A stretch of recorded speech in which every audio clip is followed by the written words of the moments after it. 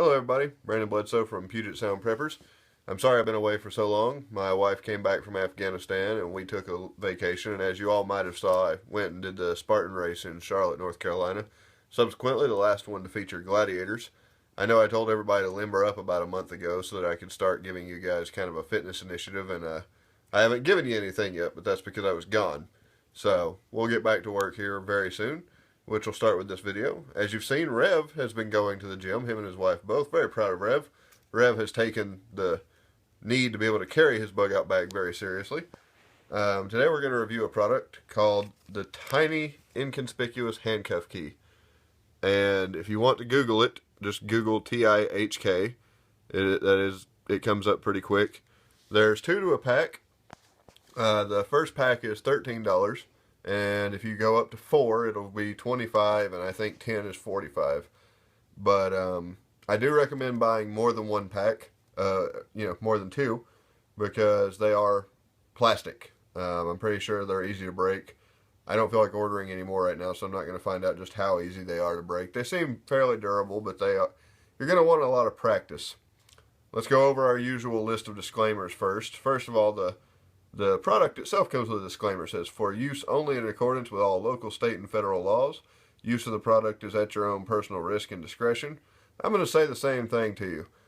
If on the rare chance that one of our viewers happens to like knocking over liquor stores or something, you cannot say when you use this thing to break out of the handcuffs and you are shot that I told you to do it. No, I did not. So Brandon, Rev, nor Puget Sound Preppers told you it was okay to do that.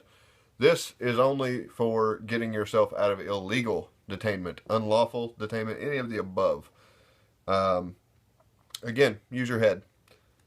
Secondly, as with everything else, there's a very large practice factor. You're going to need to be fairly dexterous to make this work. A small bit of review on handcuffing procedure. Standard procedure, except for a couple of places, I think somewhere in Florida, is to handcuff with your palms facing up, away from your body, and the holes of the keyholes facing away from your hands, making it more difficult for you to pick them or even work a key. Also, you may want to be aware of whether or not handcuffs have a double locking mechanism. They probably will. See, my set that I own here features a double lock. It's those pins there. When they're pushed in, you will have to rotate the key the opposite way that it locks. So if you feel the lock turn click but not release, then you're going to have to go the other way until that pin pops back out. I'm not going to engage the double lock right now. You should be able to tell if this was done to you because they will place the handcuffs on you and then they'll take a moment to use the key to do something. Even if it's behind your back, you should be able to tell what's going on. If you've ever looked at a regular universal handcuff key, that's what the pin on the back is for engaging the double lock. So just note that you'll have to disengage that double lock before you can release the lock.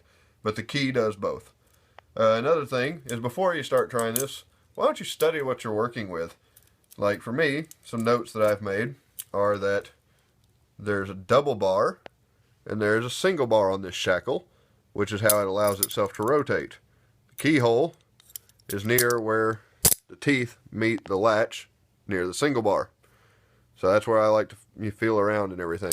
Secondly, with our tiny inconspicuous handcuff key, and yes, they really focus on the tiny, don't they?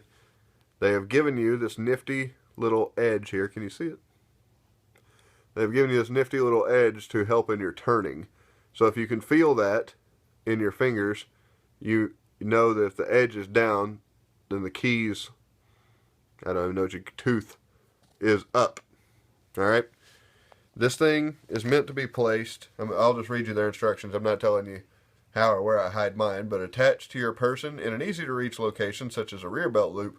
When needed, detach carefully and press firmly into keyhole before turning just enough to release the mechanism.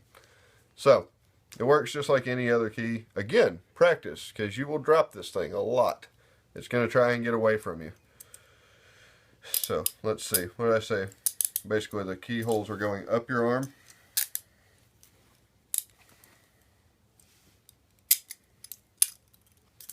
And I'm not going to engage the double lock. This is not a Harry Houdini session. I've had my best luck placing it like this with my thumb on the little bottom notch there, and instead of trying to get it directly in the hole, I try to rake the tooth of the key until it finds the hole, and then once I found it, I let go, press it in, make sure it's in, because otherwise it'll try to break, and then you're out. I know that looked like a lot of mess, but it's basically just how the thing works. Practice, practice, practice.